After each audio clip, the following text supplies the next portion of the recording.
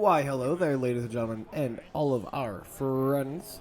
Welcome to another round of Modern, but this time we are doing the Modern RCQ that we hosted at Alternate Universes Bluebell on Saturday, February.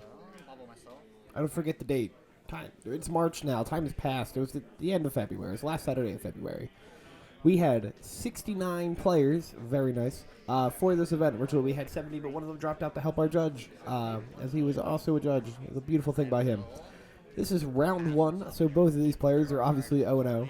We have Brady Monroe on the left playing Is It Prowess. It's actually Jeskai Prowess. And on the right, we have Nick Urban playing Jeskai Prowess as well.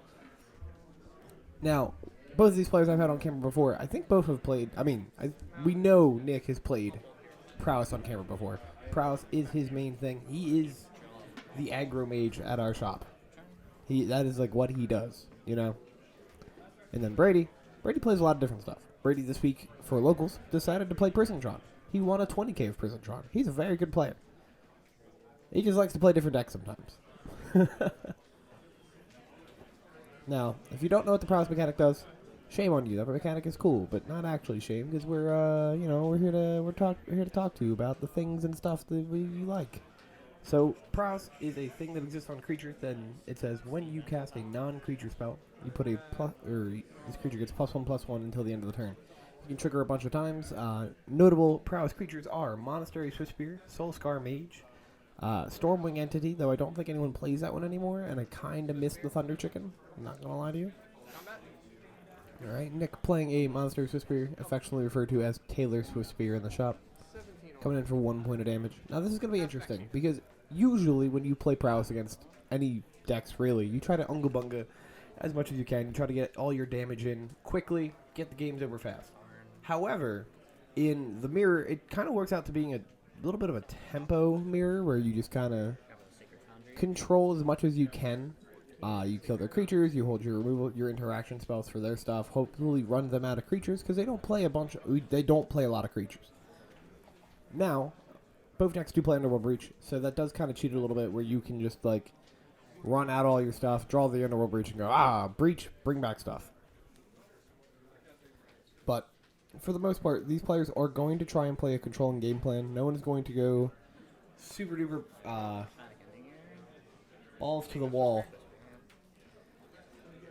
Which I don't even know, like, what does that phrase mean? What balls are going to the wall? I don't know if I actually want to know the context. I think I'd like to live my life of not knowing. But hey, that's fine. Brady has a Dragon's Rage Chandler. See, this was the moment where I realized he was also on Jeskai Prowess, of course, when he plays a Prismatic Ending. It makes sense. You get a lot of good spells out of it. I don't know if they play Teferi Time Raveler, but Prismatic Ending makes sense in the deck, right? So some more cheap interaction and removal. I'm trying to think of what else the deck could be in white for. Still end of your turn. Teferi Time Raveler seems like the most logical thing. I have their deck list somewhere. Why am I... I'm over here opening MTG Goldfish, and I'm going to do it too because I think the deck lists are in my living room and I'm in my office. I did not plan appropriately to do the commentating right now. I was just like, you know what, I got some time, let's do some commentary.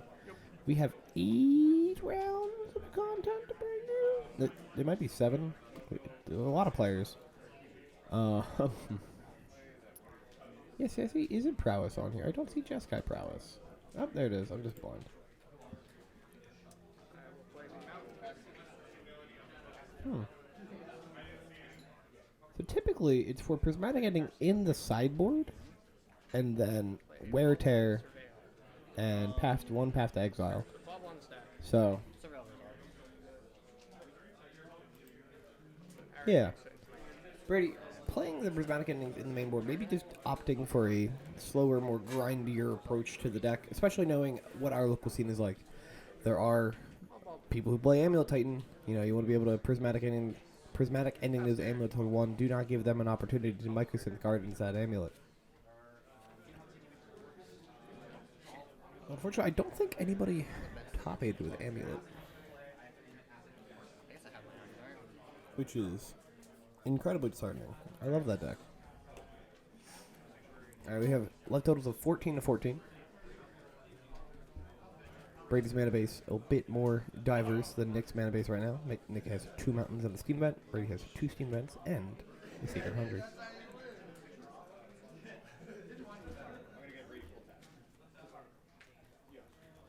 Here's where you could kind of see the whole they've run each other out of creatures thing.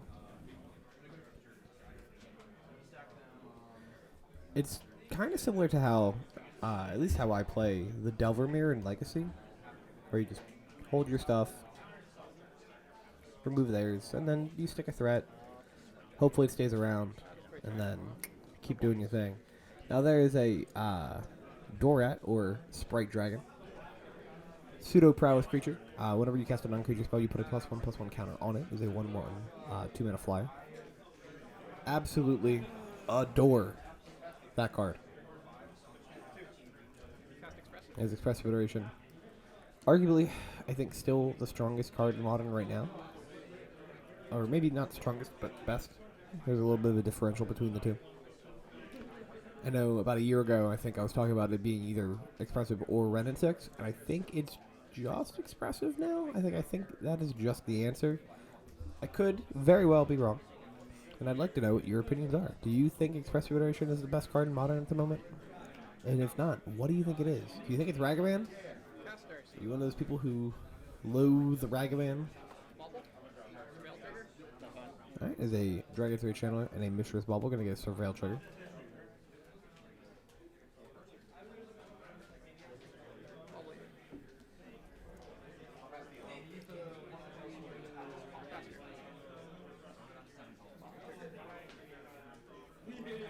Now, I imagine that Channeler is in fact delirious. We have an artifact. We have at least artifact sorcerer creature. And I'd be very... Now, we know Nick cast a lightning bolt at the beginning of the game, so he has all 4 types without any doubt. As an Expressive Iteration from Brady, Nick is going to bolt it in response to the trigger from Sprite Dragon. It's so weird. I want to keep calling it Dorat, because like that's what the Ikoria version, I mean the card is from Ikoria, but the Godzilla version is. And I'm not even a fan of, 1, the Godzilla cards in general, but 2, the Dorat card. I think the card is ugly, if we're being honest. But for some reason, I keep just wanting to call it Dorat. Watsy, what did you do to me?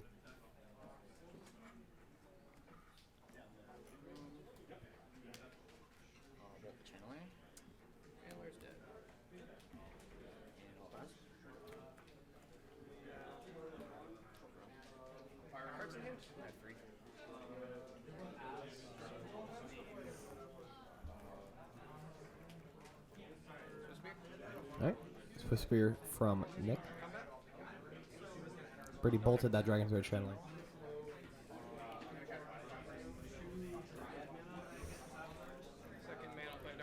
Channeler coming out. Swift Spear swung in. Light up the stage. Gonna exile the top 2 cards of the deck. Nick can play them until the end of the next turn. Does get a Surveil trigger from the Channeler.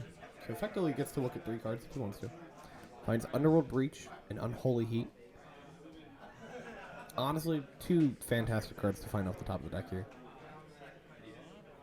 Heat will answer anything that Brady plays this turn creature-wise.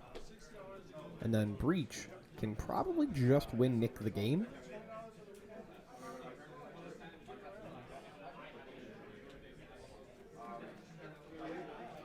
Brady's hand looks like Soulscar Mage.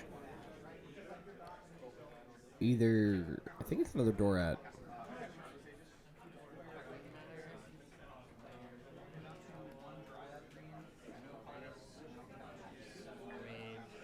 Does have a lightning bolt. Right, double Soulscar bolts the Yes, bolt on the stack. Channeler. This Soulscar Go do in response on Holy Heat. One of the Soulscar Mage gets the Surveil trigger. Leave it on top.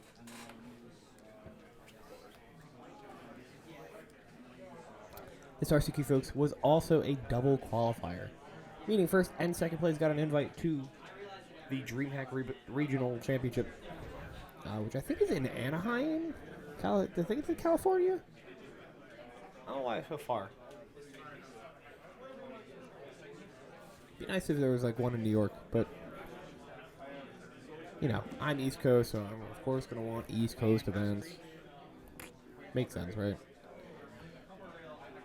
There's that Underworld Breach Cutting cast here.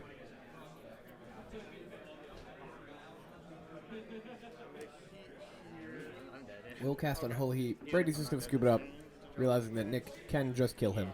And if not kill him, just gain way too much advantage for Brady to come back from. So Nick will take game 1. Game 2, we've got Brady on the draw, on the play. Jesus Christ. Fetching with a Scalding Tarn, getting these Steam Vents and playing a Monastery Swift Spear. Will attack in for 1 point of damage unless he has a Mishra's Bauble or other 0 CMC creature to play.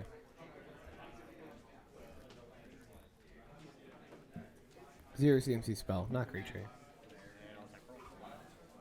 19. Alright, Nick goes to 19. Nick plays a Shock Land, goes down to 17. We'll bolt the Swift Spear. Looking very similar to game 1 here.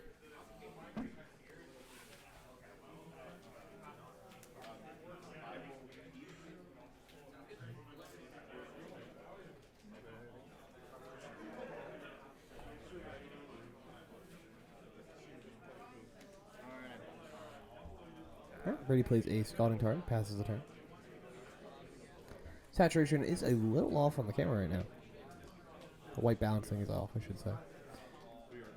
Usually when we stream, it is at night, so the room is naturally darker. As if you have not been to the store, there are 4 giant windows that look into the game room, and when it is the daytime, it illuminates the room a good bit. So, we usually stream at night. It's a little bit darker. However, during the day, you're going to get a lot of that light, even in the back of the room like this is. Let stage finding card covered by expressive iteration and expressive iteration. Sure, 15 off. Brady's going to fetch down to 16, 15. Looks awfully familiar over there. Both players' life totals just kind of mirroring each other right now. Much like in game 1.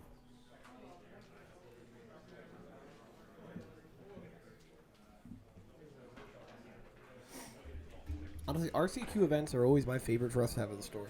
Or the store championships, too. Though I usually play in the store championships, I usually don't stream them. But the RCQs are so cool. It's really awesome, honestly, watching players play at a higher level of competition than they usually do. Like, if you come to our locals, it's a lot more relaxed, it's a lot more fun. It's a weekly tournament.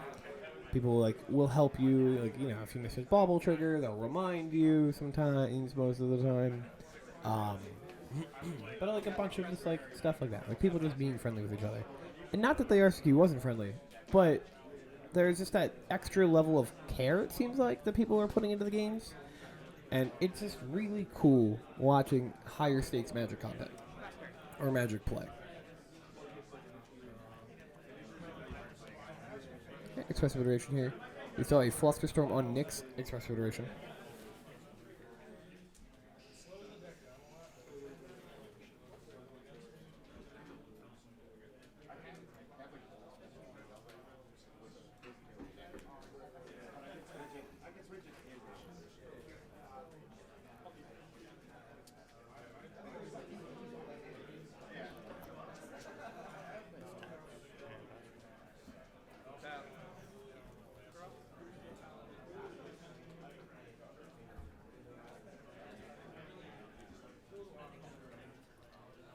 I'm going to tap that Sacred Tundra, play a Monastery Whisper. Combat? No balls. Going to attack in for 1. 14. Second main, I'll play Dark Dragon's Rage Channel coming out. I'll say the other thing that made me really happy about this RCQ is that I was able to get a good amount of diversity from the top tables on camera. I don't think I put a duplicate deck on until like round 6 maybe. That could very well be wrong, but I'm pretty sure we went most of the tournament without doubling up. I had to double up on some players at the end of the tournament in the top cut. But hey, There's a Labrador killing the non-delirious channeler, and a prismatic ending for the Swiss Spear. Brady, are you at 14 or 14? Yeah, I'm at 14 and I'm at 15. That's what I had when I wrote the picture. Thanks. Nick starting to fall behind here on lands.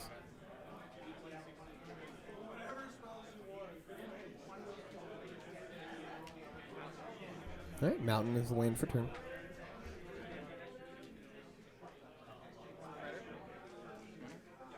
Plays a Ledger Shudder. Mishra's Bauble, going to get a Surveil trigger. Brady will bolt in response. Not Surveil, Connive trigger. Brady will bolt in response to the Connive. Connive will resolve still.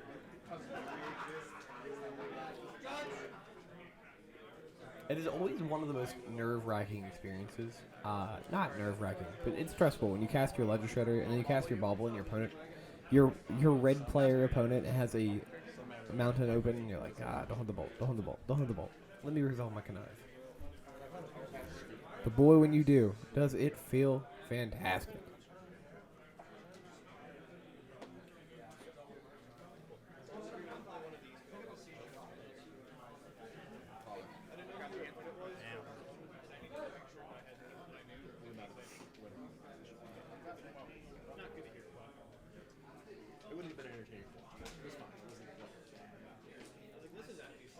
Brady's turns have been play interaction pieces, play land tapped, and say go. Which is fine. He's holding, I think, 3 cards in hand to Nick's 2? 3. Shuffle turn would make sense. Going to just tap Spiral Wolf Canal, pass the turn.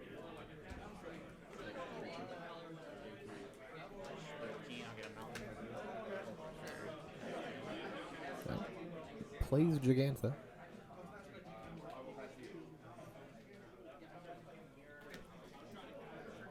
Something tells me Gigantha not long for this world.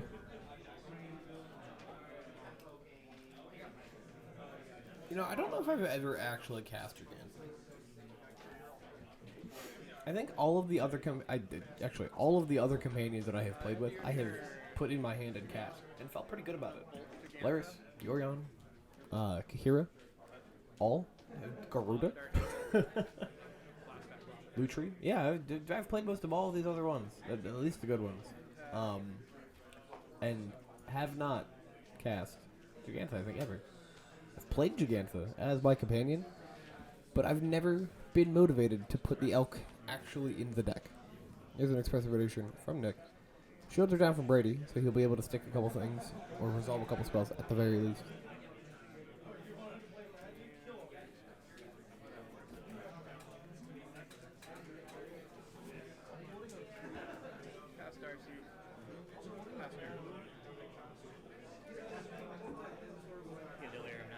Yeah, land, sorcery, artifact, creature, instant. Dragon through the channel coming out here. Only dark. Only dark if you want, but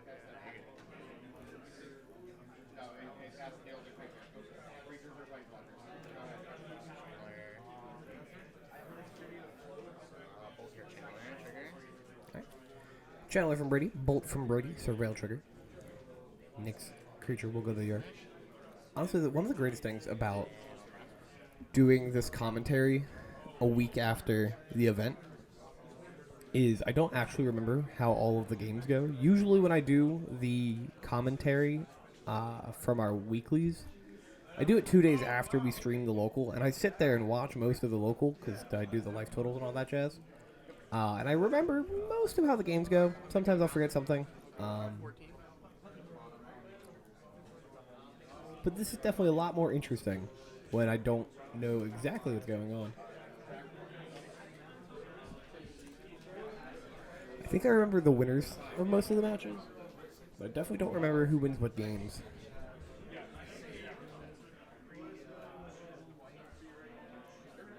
If we end up moving to a bigger space for the store, however, I would like to set up a live commentary opportunity. I think I could do it in the current space. It would just take a lot of work.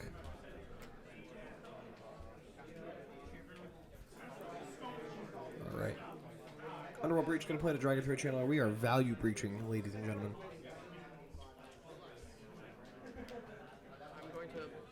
Lightning Bolt. Coming from the yard. They want to also get a Surveil trigger. I imagine Nick is attempting to keep Delirium. Trigger zone.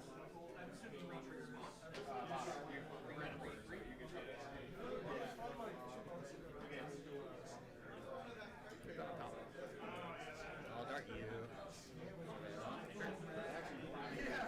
you. In response, we're going to cast the Lava Dart. 15. I think Brady just wanting to see the top of the deck.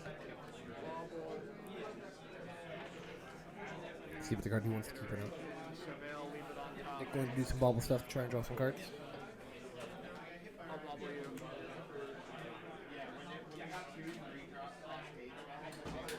Go to mindset. Back to you. Bobble trigger.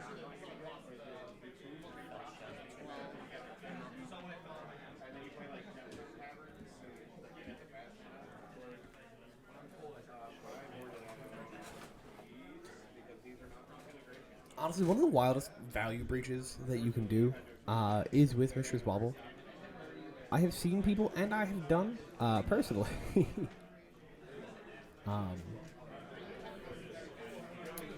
Cast breach in this cat. My voice. I know. I'm so sorry.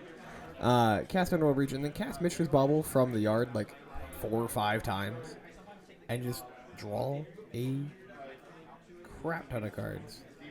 It is disgusting value in mid to late game. Because, like, how do you come back from your opponent just refilling their hand?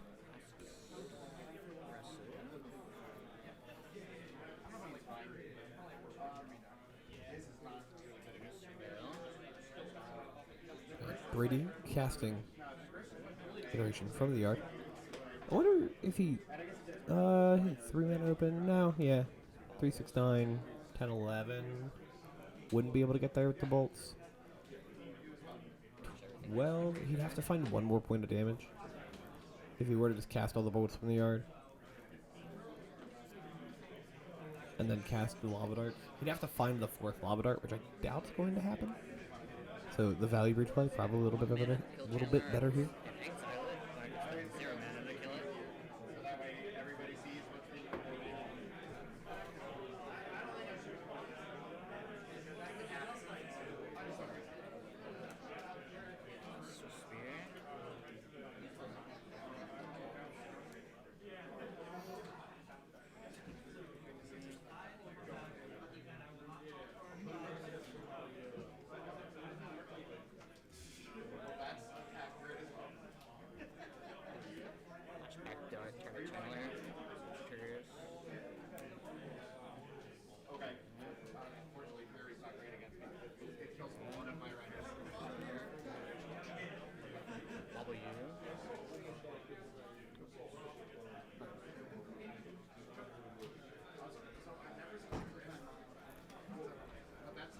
Mishra's Bobble here. There's that thing we talked about, just casting Bobble from the yard a couple times. We'll also be able to get in for a good amount of damage too because of this Whisper.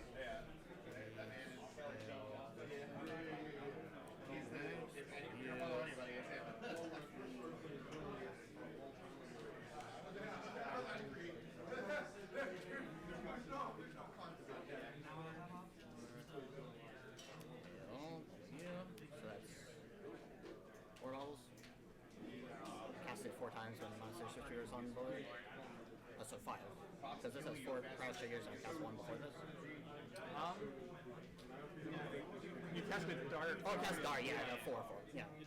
That's all. Alright, combat, I'll attack you for 5. I'll take 5. You get 8. I go to 8. Then I will pass the turn and draw 4 cards on your upkeep. Tap, upkeep. Draw. Alright, Nick goes down to 8. Brady draws a butt ton of cards. Nick has 3 in hand to Brady's flock. Imagine this will be the game. Ledger Shredder. Right, there's a Ledger Shredder. Prismatic here. There's a ending into a Connive trigger. Puts a +1/+1 counter on the bird.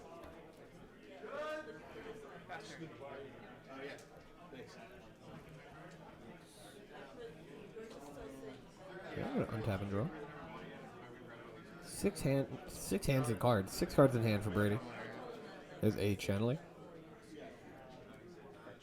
Going to fetch. Grabs a basic mountain.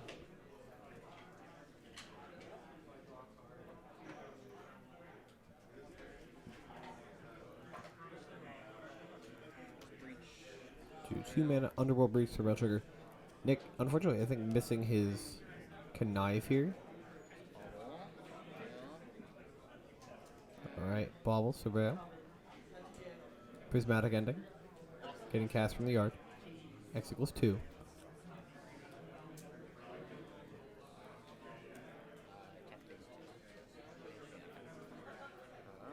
Escape Prismatic Ending, target trigger. Will remove the bird.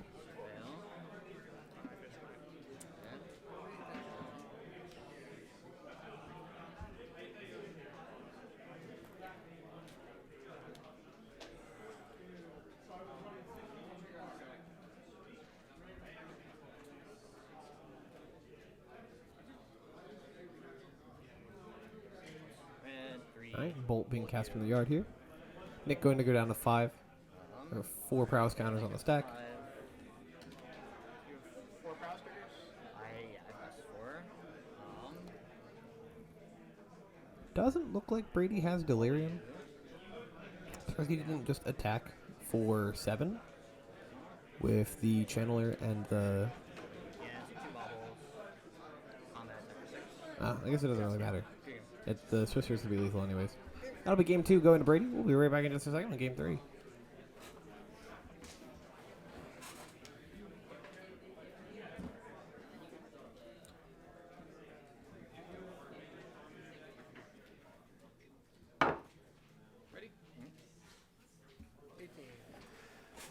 Nick on the play plays a untapped Steam Vents. If you heard a thud in the distance, that was me putting a candle down. It was hot, and I don't know why I decided to grab it. My thumbs hurt now. Shit. Nick plays a Soulscar Mage. Brady leads on a Scalding Tarn, probably fetching and playing a spell to remove said Soulscar Mage. No, plays a Dragon's Red Channeler. Alright.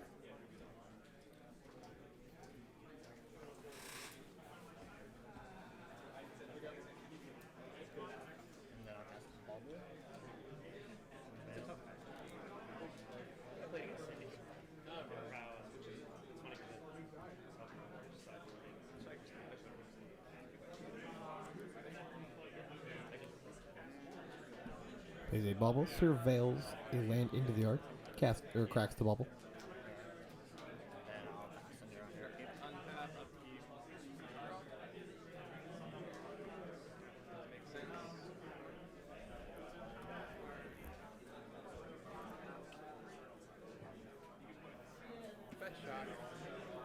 Alright, Scalding Tarn gets cracked here.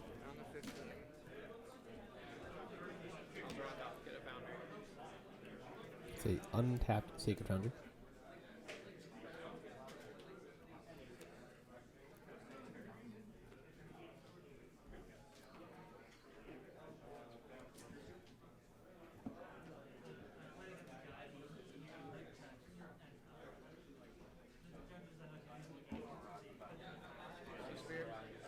Mono 3 Swifter. Into a removal spell, Prismatic Ending on the Chandler.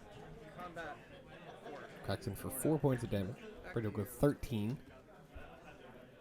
Quick maths.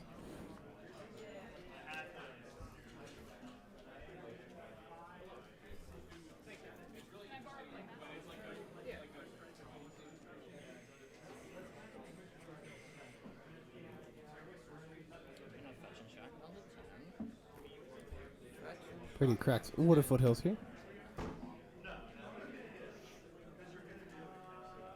Grabs a Sacred Foundry.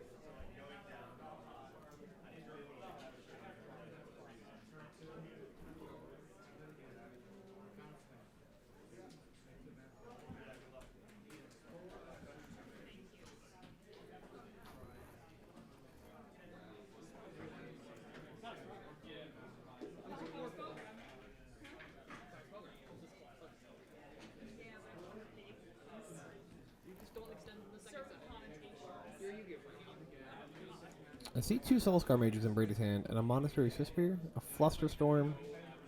It looks like another land. I imagine double creatures is the way to go, but he could go creature, hold up Flusterstorm. Okay, you fetch shock, he's at 10, I'm at 15.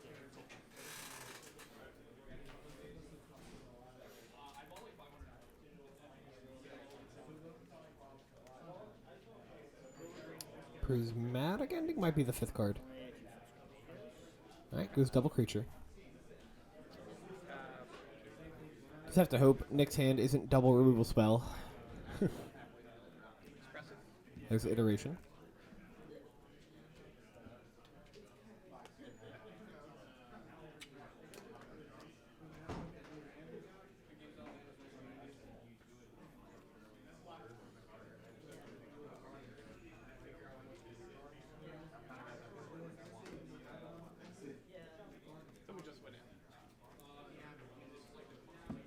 Finds a bolt exiled to the iteration. Mountain.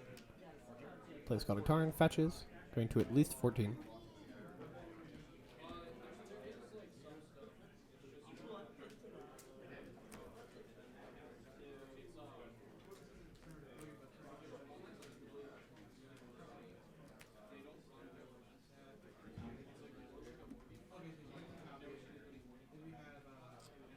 Let's do it now. I'm gonna bolt one of them. Alright, bolts the Soulscar Mage. Combat. Cracking in for 6 points of damage here. 2 Prowess triggers.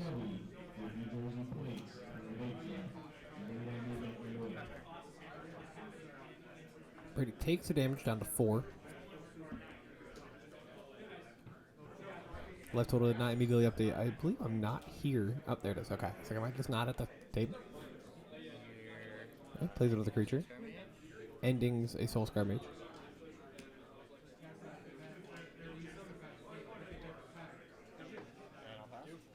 Yeah, I got it. Brady, what are you at? 4.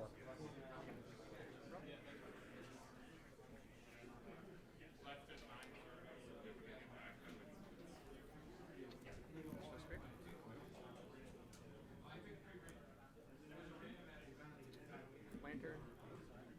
The ending. Plays Monastery Swiftspear and a Soul Guide Lantern. Will exile a card from Brady's graveyard. Takes the ending.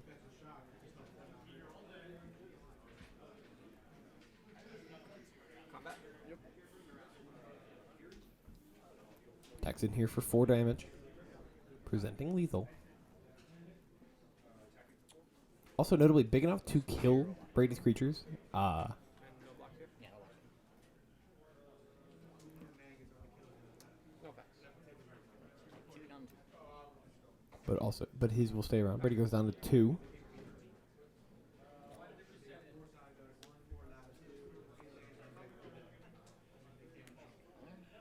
Alright, Brady plays another creature.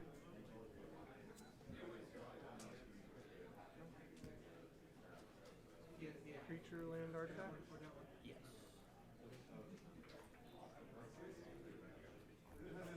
Bolt does in fact just do it, even through the Flusterstorm. Expressive. Alright, 2 mana play, Expressive Iteration. There is that Flusterstorm we talked about, so rail trigger. Drops a Soulscar Mage into the graveyard.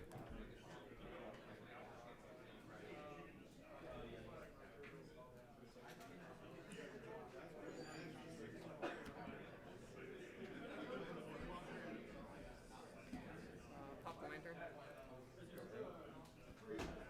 We'll crack the lantern. Draw a card. Land. Oh, just exiles the yard. Okay. Yes. Unholy Heat. And that'll be game 3 going to Nick. 2-1 with Jeskai Prowess over Brady Monroe on Jeskai Prowess. Thank you for watching, folks, and have a great rest of your day.